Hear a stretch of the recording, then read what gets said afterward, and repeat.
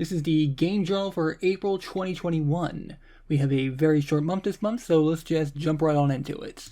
It Takes Two. Co-op game from the studio behind A Way Out. The story is that a couple with a failing marriage is looking to divorce when suddenly their daughter casts a magic spell on them, trapping them in dolls themselves. They set out to find a way to break the spell while constantly being forced to work together in an attempt to rekindle their love. The co-op gameplay is top-notch and remains captivating and interesting the entire game thanks to the mechanics regularly switching out to keep things fresh. The game regularly swaps out abilities and even changes the genre of the game. It goes from platformer to shooter to beat 'em up to hack and slash. The game also throws in minigames to add some competition to the game.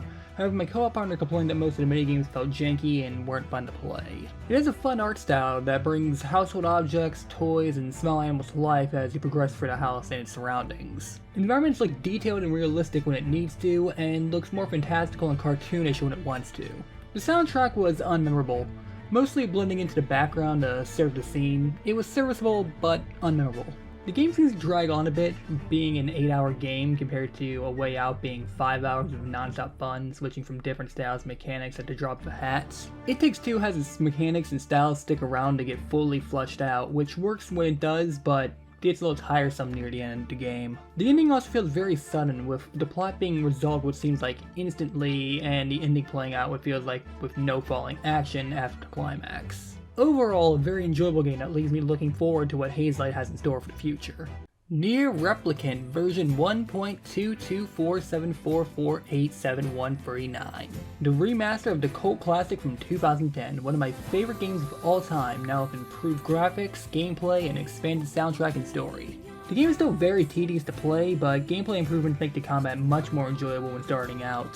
However, very quickly you will discover that mashing heavy attacks and magic blasts will just do the most damage and work for nearly every enemy and fight in the game. Graphics are still dated, but character models looking better and environments have more details and high resolution textures, making them look nicer. The music has had the most work done to it.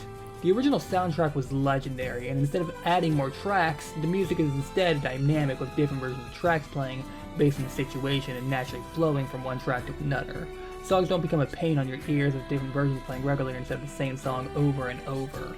New music is still present, however, and fits in well, but nothing really caught my ear. The story is mostly the same, aside from the protagonist being replaced with a younger version from the Japanese release. The game features full voice acting for every NPC in the game, making minor scenes and side quests maintain a level of quality to the more lavish cutscenes and main quest. New sections and scenes have been added that fit right into the game perfectly.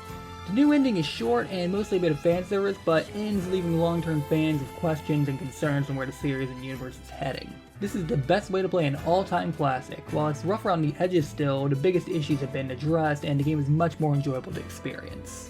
And that is it. Thank you for watching. Very short month this month. I'm going to try and repackage these two reviews and re-upload them under the Shorts feature on YouTube now and see if that helps them pick up any more viewership or traction that way. But it'd be interesting to see, as these reviews are often pretty short, and if I can just edit them to be very shorter and work better, I can spend time working on more lengthy videos, and these reviews can just be something I can whip out really quick. So thank you for watching, and be sure to like the video and leave a comment if you did.